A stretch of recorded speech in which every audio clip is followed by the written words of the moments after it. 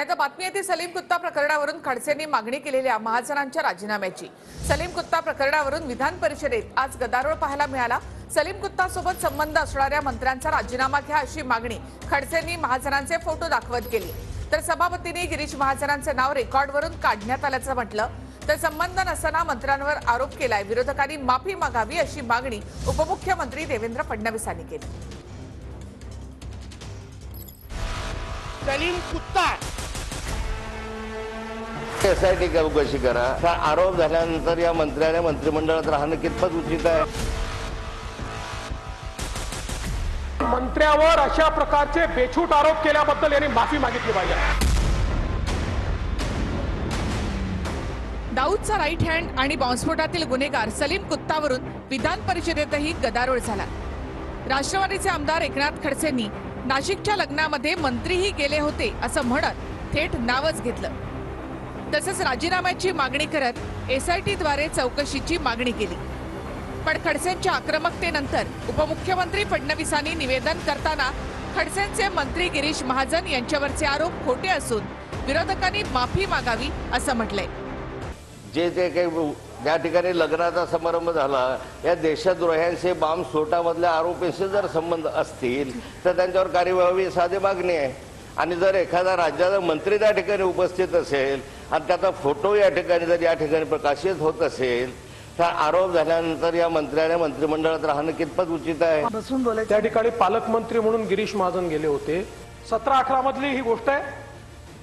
आणि तत्कालीन डीसीपीच्या अंतर्गत जी चौकशी समिती नेमली होती त्यांनी स्पष्टपणे अहवाल दिलेला आणि त्या अहवालात अतिशय स्पष्टपणे सांगितलेलं आहे की शहरे खतीब यांचा दाऊदशी कुठलाही संबंध नाही। अशाच प्रकारची तडफड ते बडगुजर सलीम कुत्ता सोबत नाचतात तेव्हा का नाही दाखवली तुम्ही? तेव्हा दाखवायला पाहिजे होती ना। सभापती महोदया, खरं म्हणजे मी हे म्हणेन एक तर कुठलाही संबंध नाही पण मंत्र्यावर अशा प्रकारचे बेछूट आरोप केल्याबद्दल यांनी माफी मागितली पाहिजे। सलीम कुत्तावरून राजकीय गदारोळ सुरू असतानाच काँग्रेसचे आमदार कैलास गोरंट्याल यांनी सलीम कुत्तावरून मृत्यूचा दावा केला। 1998 मध्येच सलीम कुत्ता मेलाय, हॉस्पिटलमध्येच कुत्ताची हत्या झाली, मग आता जो आरोप होतोय तो नवीन कुत्ता कोण असं गोरंट्याल म्हणाले। निलेश राणेने ज्या सलीम कुत्ता बद्दल सांगितला बॉम्बस्फोटचा आरोपी त्याचा मर्डर 98 मध्ये हॉस्पिटलमध्ये झाला। त्याचे मर्डर करणारे आहे रोहित वर्मा, बाळा ढाकरे, हे छोटा राजांचा जो संतोष शेट्टी किंवा रवी पुजारी या लोकांनी 98 मध्ये त्याचा मर्डर केलेला आहे। आणि त्याची 3 बायका आहे। त्या 3 बायकांनी टाडा कोर्टात सांगितलं की आमचा पती मेला, त्याचा मर्डर झाला, आमची जी प्रॉपर्टी सीज केली ते रिलीज करा, आणि टाडा कोर्टने त्याची प्रॉपर्टी रिलीज केली। आता हा कोणता नवीन सलीम कुत्ता आणला ते मला माहित नाही। संबंधित काँग्रेस आमदारांना अटक करा लागले तर आणि त्यांची चौकशी करा। त्याला कसं माहिती का तो मेलेला आहे? खरं तर गोरंट्याल यांचा सलीम कुत्ता आणि सलीम कुर्ला यावरून गोंधळ झाला। ज्या सलीमच्या हत्येवरून गोरंट्याल बोलत आहेत तो सलीम कुर्ला आहे। 1993च्या मुंबई बॉम्बस्फोटामध्ये सलीम कुर्ला सुद्धा आरोपी होता।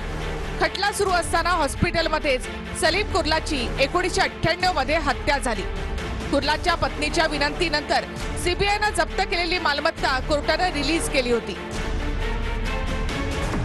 नितेश राणेंनी विधानसभेत सलीम कुत्ता सोबत ठाकरे गटाच्या बडगुजर यांच्या डान्सचे फोटो दाखवले आणि व्हिडिओ सुद्धा समोर आणला। त्यानंतर ठाकरे गटानं त्याच लग्नातील भाजपचे मंत्री गिरीश महाजन, तत्कालीन भाजपचे आमदार बाळासाहेब सानप यांचे फोटोही समोर आणले।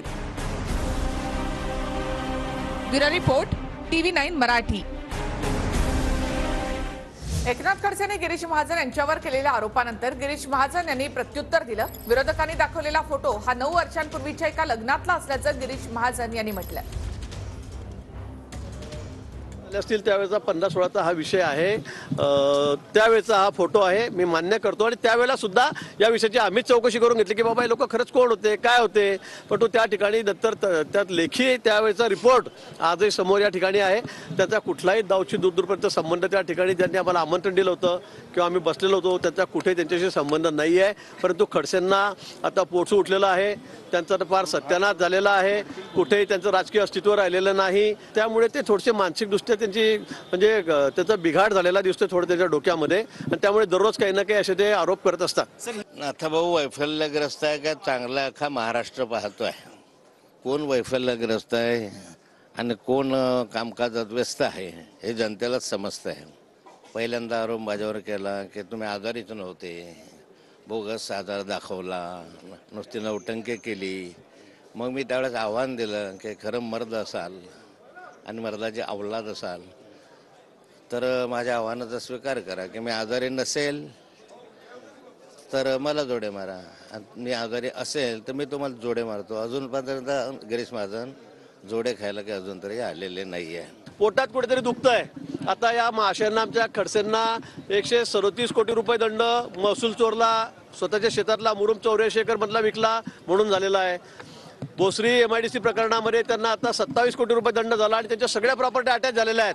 आता यांना पायात चप्पल सुद्धा घालायला पैसे राहणार नाहीत अशी अवस्था त्यांची झालेली आहे, आणि म्हणून ते बावचवलेले आहेत. ते अक्षरशः बावचवलेले आहेत, आणि म्हणून काही करून आता माझं तर सत्यानाश झाला. मग हा कसा वर चालला, हा कसा पुढे चालला, मी याच्यावर काय आरोप करू, म्हणून अशा प्रकारचे जुने कुठेतरी आरोप शोधून काढले जात आहेत. आणि म्हणून आज त्यांच्या उद्वेगातून त्यांनी हा आरोप माझ्यावर केलेला आहे. तुम्ही एका सर्वसाधारण शिक्षकाचे चिरंजीव आहे. तुमच्याकडे करोडोची मालमत्ता या 10 वर्षात आली कशी?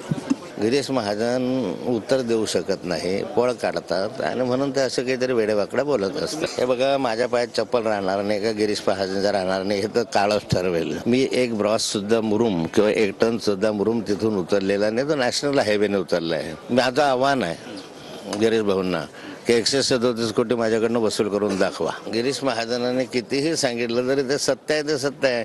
मग चौकशी करा ना, चौकशी करायला काय हरकत आहे?